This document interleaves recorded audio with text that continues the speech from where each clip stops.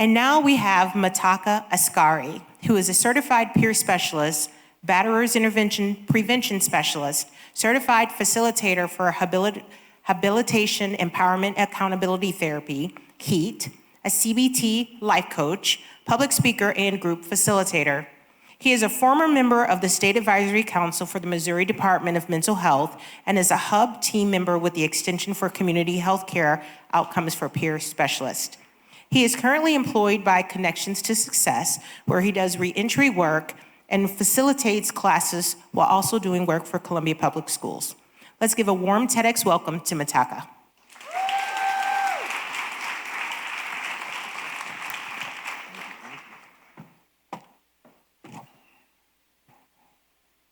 They say a comfort zone is a beautiful place, but nothing grows there. So we about to get uncomfortable and grow. We about to get uncomfortable and grow. When we talk about the need to foster inclusive communities, when we talk about the journey toward inclusivity, there is no group in American history who has fought longer and harder than my people. And when I say my people, I'm specifically talking about Black people in America. Since we set foot on this soil in the form of slaves and the realization that we may not make it back home dawned on us, we started our journey to be part of a society that historically rejected us and sought to make us a permanent working underclass so that we could work for people and be there for their desires whenever they wanted to. They never wanted us to be included. We were never part of that scheme. However, nobody has embodied the constitutional idea that all people are created equal more than us. Because while we were fighting to prove that and make it a reality, other people were trying to prevent us from reaching that goal. So when we look at the story and the history of inclusion, all the brutality, all the oppression, all of the violence that we've endured just because we wanted to fit in. When we look at people eating saliva-soaked cheeseburgers, getting cigarette butts extinguished on them, having milkshakes poured on their head, being berated and humiliated, all because they wanted to sit at a lunch counter and say, I'm a human too. I need to be included. We have to understand that when we look at it from the beginning and we look at the centuries of horrifying treatment that we have endured, then we can look at that and understand the mental health effects that come from the violence and the brutality, and we can look and see through the lens of trauma, today's current events, and have a different perspective of what's going on in these communities.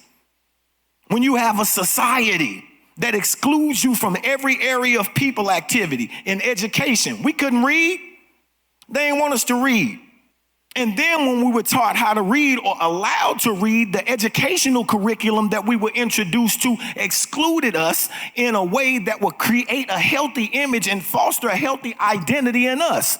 They told us that we were naturally inferior. We never contributed anything to society. Christopher Columbus discovered America. 2024, and we still talking about that. And everybody know it's a lie, yet it is still in the curriculum that we give people in the schools, and we call it education. When we look at the things that he did versus the things that some of my friends did, I use this as an example all the time. When you discover stuff that somebody else owns or somebody else inhabits, how are you an explorer and a discoverer? I have friends who did that. They discovered things that other people owned. They discovered places that other people inhabited. He's an explorer. They're felons. He's in the history books. They're on CaseNet. They did the same thing. But our behavior was portrayed as criminal. Our behavior was treated as insane. Our behavior, as it deviated from the norm, as it expressed itself in a different way, was hated and seen as inferior, semi-primitive, and savage. So nobody has endured the pain, the struggle, the strife, the trauma in order to be included in American society more than me and my people. Martin Luther King died. He got killed because he was trying to foster an inclusive community. They killed him. We don't want that. Malcolm X, contrary to popular belief, was assassinated because of a climate where he fought against oppression, and he was trying to make sure that the level of respect and equality that was afforded to other Americans was given to us. People have died for this. And so when we look at all this brutality, for those of us who have studied anything dealing with mental health, we understand that when you are exposed to violence and it's all you know, then you, trauma not treated, is trauma transferred. Hurt people hurt people. Hurt people hurt people. Malcolm X said that the root of black on black violence is white on black violence. We learned how to be violent like that. I learned that violence will get me the respect that I need. It will get the compliance that I need, because that's why I've been exposed to my entire stay, our sojourn here in this country. Even when we go into the language, the word whoop, you know, we from the hood, y'all know, we whooping our children. Whoop is a phonetic variation of the term whip. All of our behavior, everything that we have done is a product of being in a society that has hated us and excluded us from the very beginning. And when you see the results in our communities and you don't understand the past and the history, you're not looking at it through the proper lens of trauma, so you'll never be able to address it like it's supposed to be. Instead, you're going to see it as a moral weakness. And it's not a moral weakness. We're talking about a physiological, biological, neurological illness that impacts an entire community as a result of being mistreated and brutalized. So when we're talking about fostering inclusive communities, let's get to the root of this. Fostering inclusive communities, that don't mean I want to move in your neighborhood. When we talk about fostering inclusive communities outside of this beautiful kumbaya where everybody live in the same community, let's start talking about the equal distribution of power and resources. That's how you foster inclusive communities. I need to be at the table to make the decisions so that I can allocate the resources to the people who need it the most, so we can raise and maintain the quality of life. And what's going to happen is that's going to have to happen with an idea of approaching it through a trauma-informed lens. We struggle in these communities with mental illness, adverse childhood experiences, abuse, neglect, household dysfunction. And when we talk about that, I want people to study not the regular, traditional ACEs. Study the Philadelphia ACEs, where they expanded it and they added another category for racism, witnessing violence in the communities, poverty, bullying, and then foster care. All of these things impact our community. So when you ask us to foster inclusive communities, I'm going to have to look at you with, like the sister said, a side eye. Because us being involved in fostering inclusive communities could be a potential health hazard to add to what we've been struggling with already.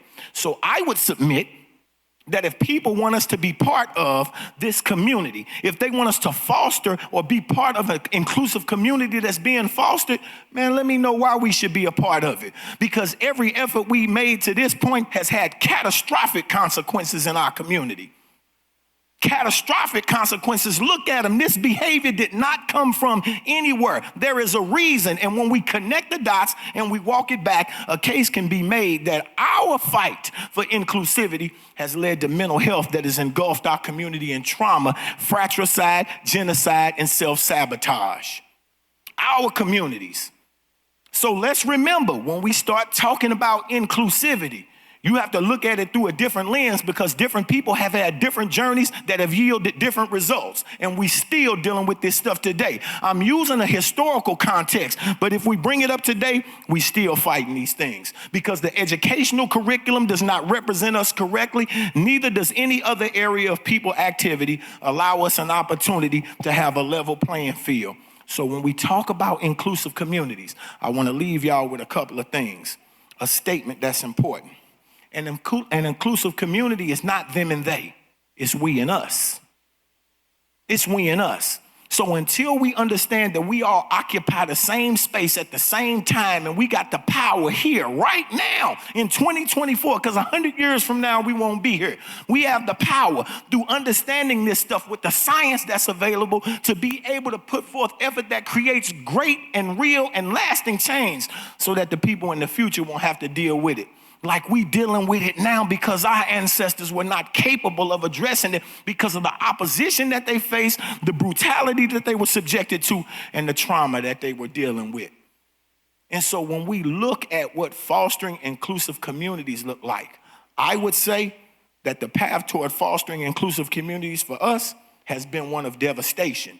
And again, the case can be made that the conditions of our community today are a result of the resistance that we faced as a result of trying to be part of America. So remember, fostering inclusive communities is more than just me wanting to be in the neighborhood with you.